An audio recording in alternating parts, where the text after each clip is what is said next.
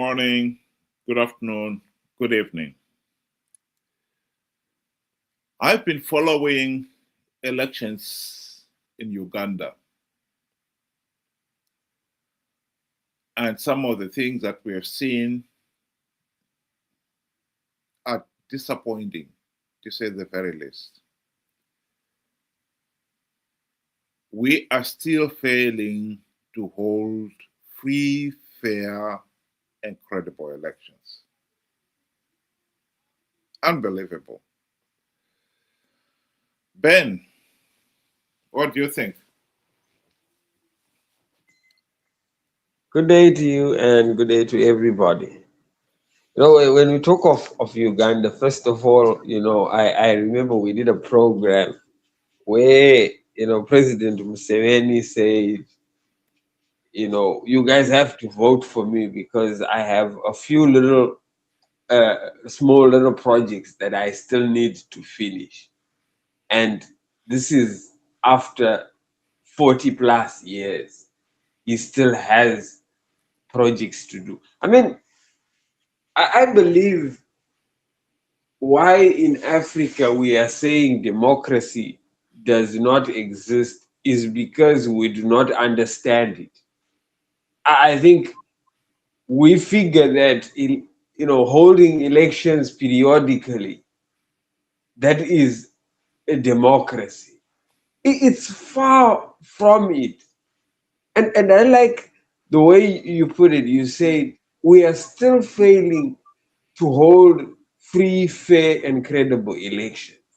That is the special ingredient for democracy. Not just any election will do. I mean, when I'll give you an example of Zimbabwean elections. We all know what goes through the process and up until we get to voting. We know the rural people are forced, and ZANU-PF does not bother to hide that, where he says when it's time to go and vote, the chief would be in front and the headman at the back, and the people will be sandwiched in between. That it takes away free will. Now, if you look at that, you cannot call that democracy just because you have had an election. That is a forced election. You forced somebody to do what they don't want to do or taken away their free will. I think we need to redefine democracy, and only then can it work.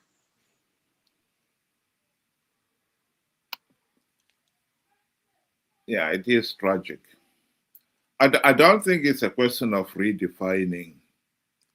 I must admit I disagree with people who have been trying to explain away why we have failed to hold free, fair, and credible elections in Africa on the basis of, oh, we need to define our own democracy. The laws of thermodynamics, as are the laws of economics, as are the laws of politics, are universal. You will not come up with anything new. The laws of thermodynamics apply everywhere, here on Earth, on Mars, everywhere. They are universal. The right to a meaningful say in the governance of the country does not depend on color or nation or period. It's a universal right. We have failed to define what constitutes free, fair, and credible elections. And this has been at the basis of our problem. In this day and age, we still cannot define what constitutes free, fair, and credible elections. That is tragic. And no wonder we keep going round and round in circles.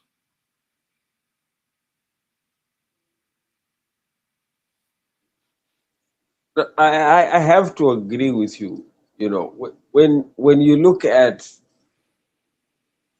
how, you know, the likes of South Africa, Botswana, I followed those elections. I think we also covered those elections together. You know, I was so delighted, and it was a graceful process. You saw the command center, you know, the entire command center, and each and every, you know, organization had a table, and they had their, you know, technology there laid out, and they were busy doing, you know, their calculations, I suppose, or their tallies, you know, that kind of thing. It was a smooth operation from what we could see. Then you go across the border into Zimbabwe. Nobody even knows where the presidential results or the ballots are counted. Papers for the ballots are missing, if not your name entirely. There is no verified voters roll. A new voters roll was produced, and funny enough, it still has people that died ages ago, and then everybody had to register their name. Did they come in? Did they wake up from the grave and do that? Just any election is not good enough.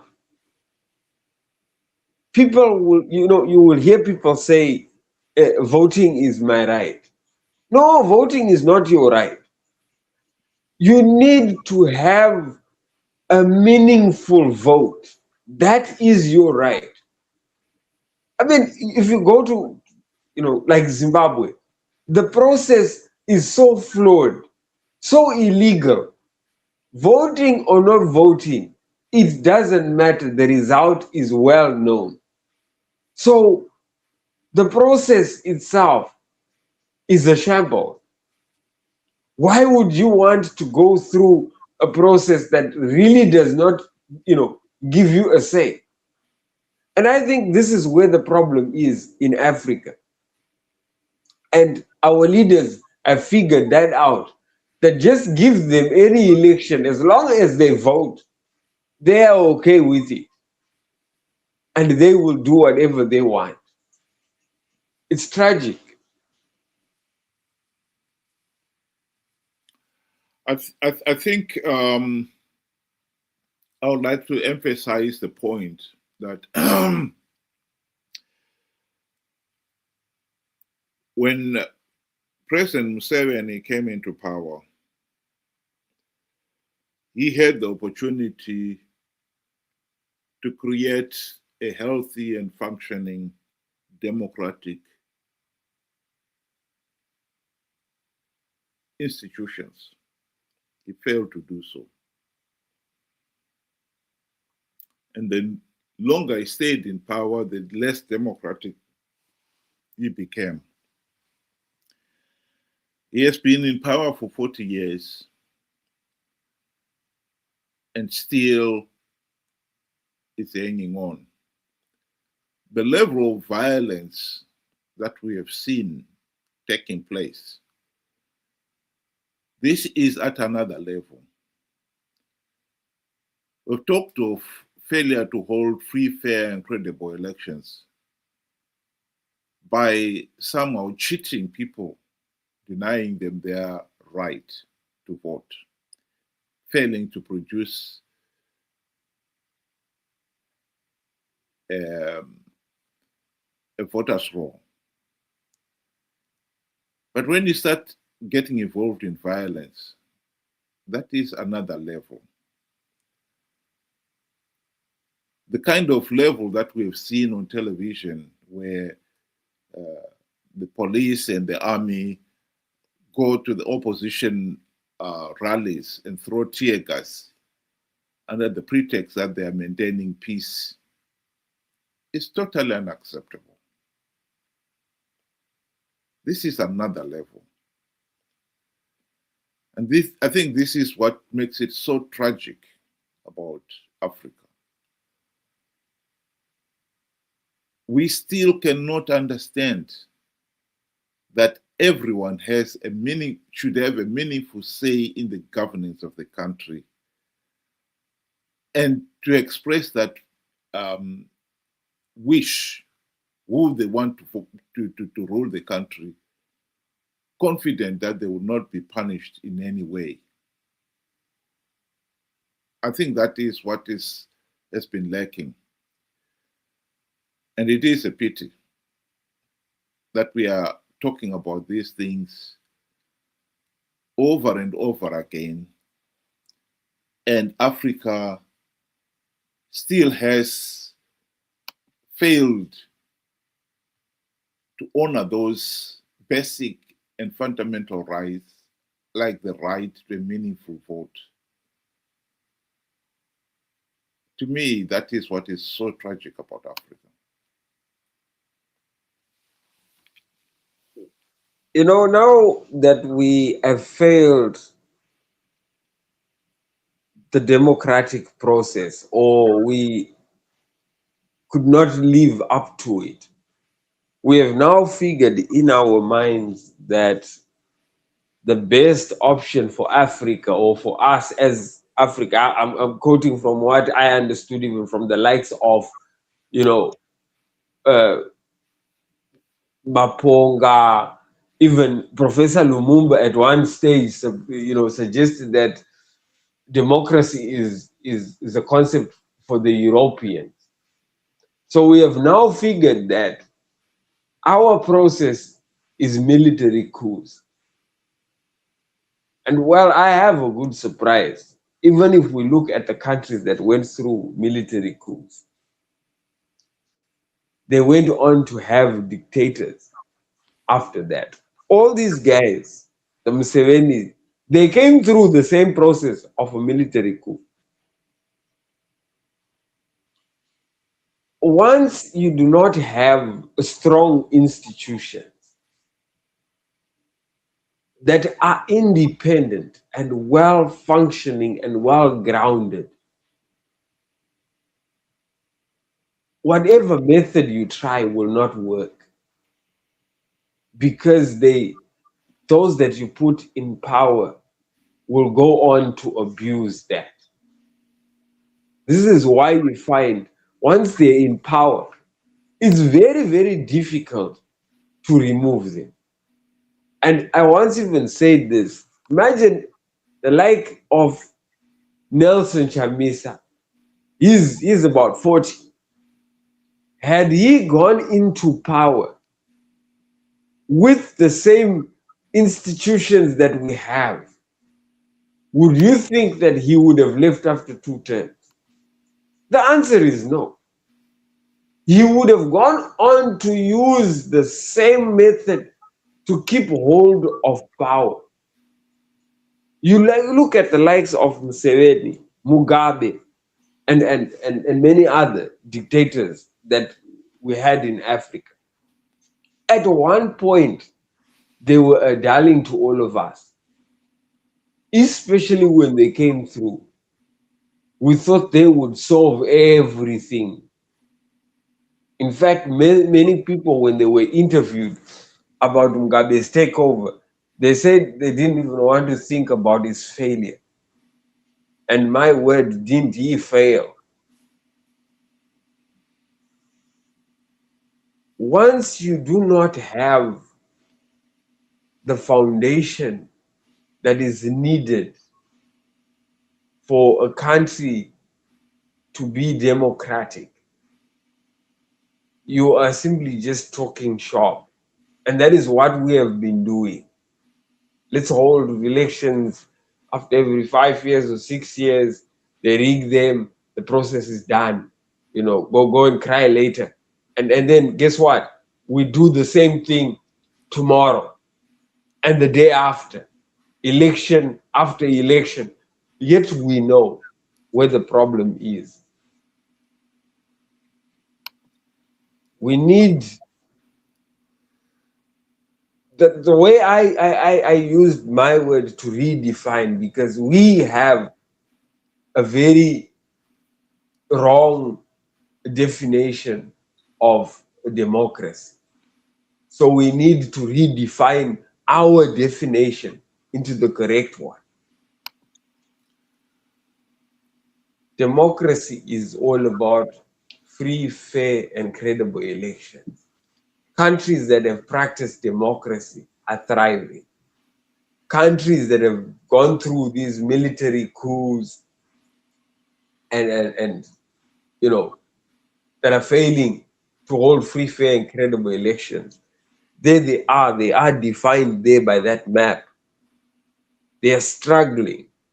They are the ones that are in orange and yellow. We have a wrong concept. We thought we had it, but we were given a vote that was meaningless from the very beginning, especially when it came to Zimbabwe. The first election was vote for ZANU-PF or the war would not end. The second, we know it was now a bloodbath, an all-out war against the opposition. And for years it has carried on, up until the opposition themselves have just joined into the cherry picking.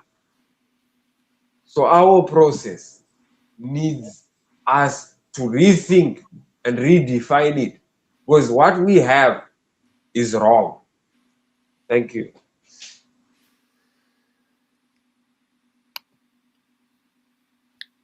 The truth of the matter is, if you start on the wrong foot, you are in trouble.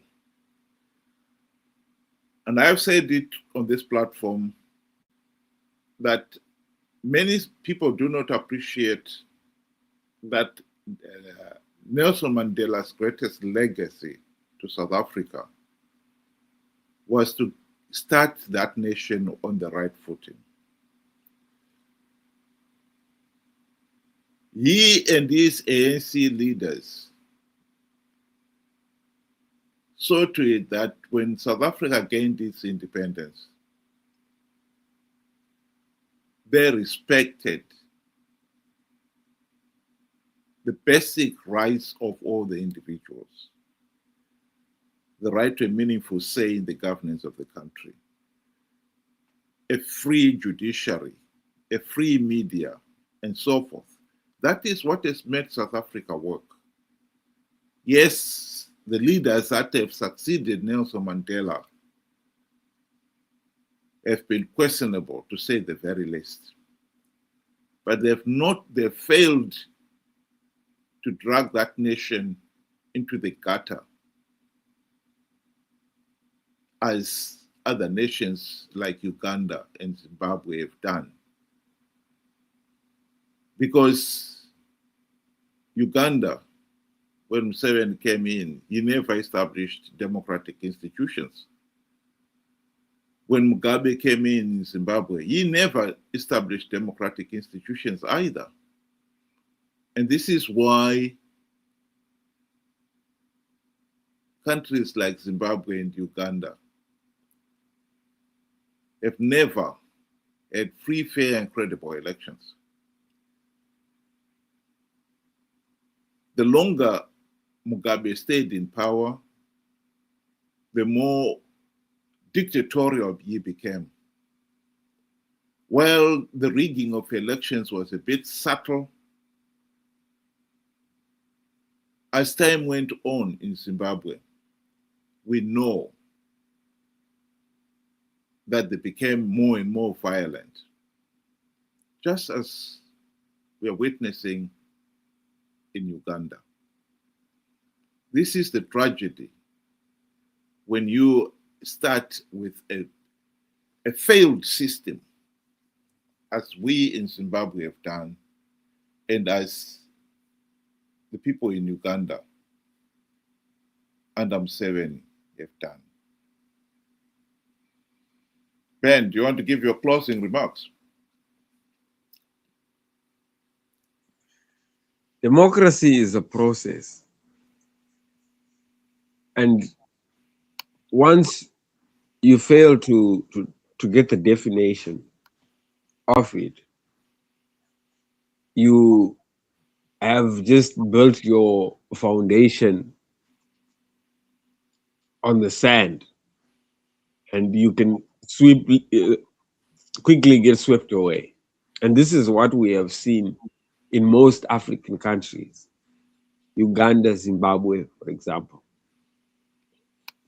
We never had the correct definition, and we might not have even had the definition at all, because right now we don't know what it is. A lot of people, if asked what is democracy and what constitutes free, fair, and credible elections, a lot of people may not know. All they know that it is their right to go and vote on poll day. And that is not democracy, my friends. That is just a formality to make it appear as if you have said, you have had a say in the next, 5 years of your country. But the honest truth is, the election itself is so flawed, is so illegal. And the only solution to do there is to withdraw and fight for reforms that will ensure that we actually have a say. So we can continue to play sharp and say, yeah, it was a democratic process, because once these rulers have rigged, they will sing it to the whole world that you saw the people. They were all lined up, nobody forced them. And there you have just given them legitimacy to go on and continue to torture you. We need to stop what we are doing. We are our own worst enemy.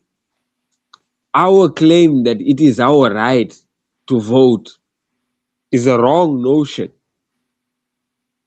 We have the right to a meaningful say in who governs our country. And once we understand that, democracy will work, and it has worked. The evidence is there from the map that we had. The likes of South Africa, where we are all flogging, they understood it from the very first word. And I'm glad you brought up the likes of Mandela, great statesman, a good asset to the world. He showed his people that it can be done, and his people continued to do it. And unfortunately, we had the Musevenis and the Mugabes who quickly and knew that it would be me and me alone. And now we are in trouble. So the ball is in our court. And it has always been said, this is the good thing. The international world has always told Africans, the citizens of Africa, you have the say and the right to fight for what is correct and what is right. We will only help you. So unless we start the fight, there will be no help. The choice is always ours. Thank you. Thank you, Ben. I'd just like to remind our listeners out there that you can join us tomorrow and Sunday, using the link at the bottom of your screen there. We use the same link, and you can join us so that you can express your own views as well. My concluding remark on this one would be I cannot speak about Uganda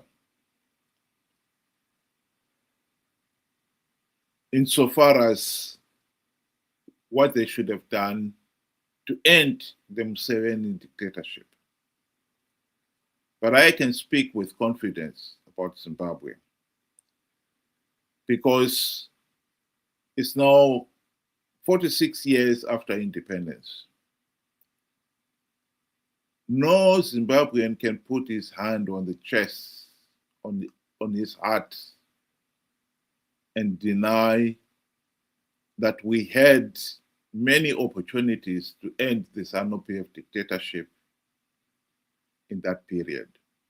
We did, many of them.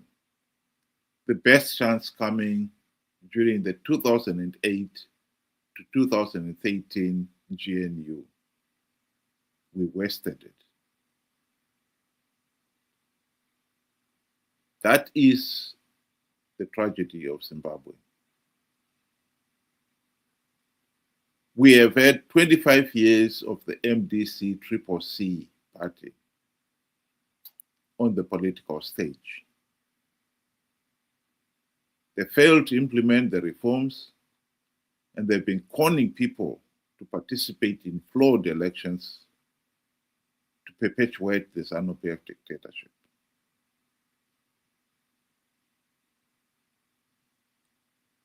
That is another level of Africa failing its own people to hold free, fair, and credible elections. As a matter of interest, tomorrow we will be discussing that very issue. To the Zimbabweans there we have been following on social media, I'm sure you have come across the video where somebody reveals that Morgan Tsvangirai, Tendai Biti, Nelson Chamisa, they all were given farms. Tomorrow, we would like to discuss had those gifts, those bribes, had anything to do with the reason why the opposition failed to implement even one token reform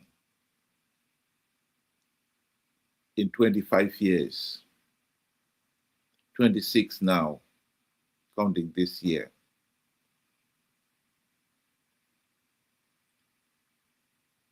And would like to discuss also the reaction of people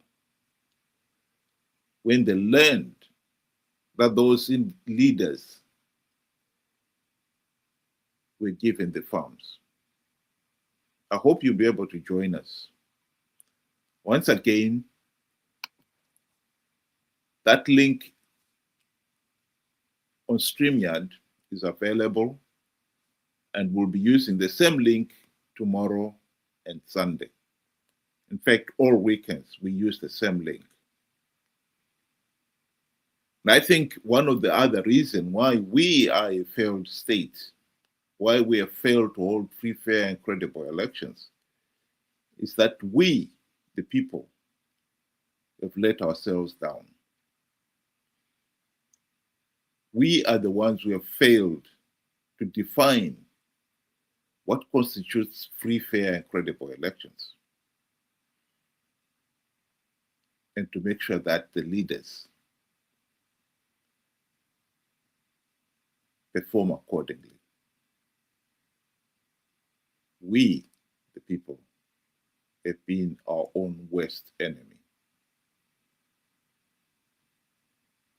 I hope you'll be able to join us tomorrow, and we can carry on this discussion.